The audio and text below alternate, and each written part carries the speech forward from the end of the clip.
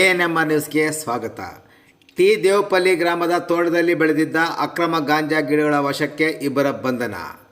ಚಿಂತಾಮಣಿ ತಾಲೂಕಿನ ಭಟ್ರಳ್ಳಿ ಪೊಲೀಸ್ ಠಾಣಾ ವ್ಯಾಪ್ತಿಯ ಟಿ ದೇವಪಲ್ಲಿ ಗ್ರಾಮದ ತೋಟವೊಂದರಲ್ಲಿ ಅಕ್ರಮವಾಗಿ ಬೆಳೆದಿದ್ದ ಸುಮಾರು 1.75 kg ತೂಕದ ಗಾಂಜಾ ಗಿಡವನ್ನು ಮತ್ತು ಆರೋಪಿ ಆವಲು ಕೋನಪ್ಪ ಮತ್ತು ಹರೀಶ್ ಎಂಬುವರನ್ನು ಪೊಲೀಸರು ಬಂಧಿಸುವಲ್ಲಿ ಯಶಸ್ವಿಯಾಗಿದ್ದಾರೆ.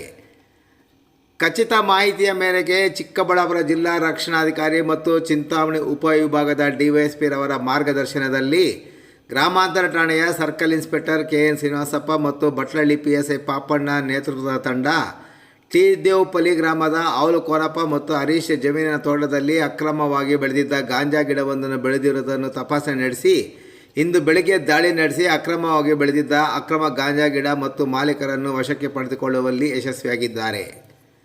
ನಂತರ ಗ್ರಾಮಕ್ಕೆ ಕಂದಾಯ ಅಧಿಕಾರಿಗಳು ಇತರೆ ಅಧಿಕಾರಿಗಳನ್ನು ಕರೆಸಿ ಜಮೀನು ಮತ್ತು ಮಾಲು ತಪಾಸಣೆ ನಡೆಸಿದ ಭಟ್ರಳ್ಳಿ ಠಾಣೆಯ ಪೊಲೀಸರು ಆರೋಪಿಗಳ ವಿರುದ್ಧ NDPS ಆಕ್ಟ್ 1985 ರೀತಿಯ ಪ್ರಕರಣ ದಾಖಲು ಮಾಡಿ ಆರೋಪಿಯನ್ನು ನ್ಯಾಯಾಲಯಕ್ಕೆ ಹಾಜರುಪಡಿಸಿ ಮುಂದಿನ ಕ್ರಮ ಕೈಗೊಂಡಿದ್ದಾರೆ.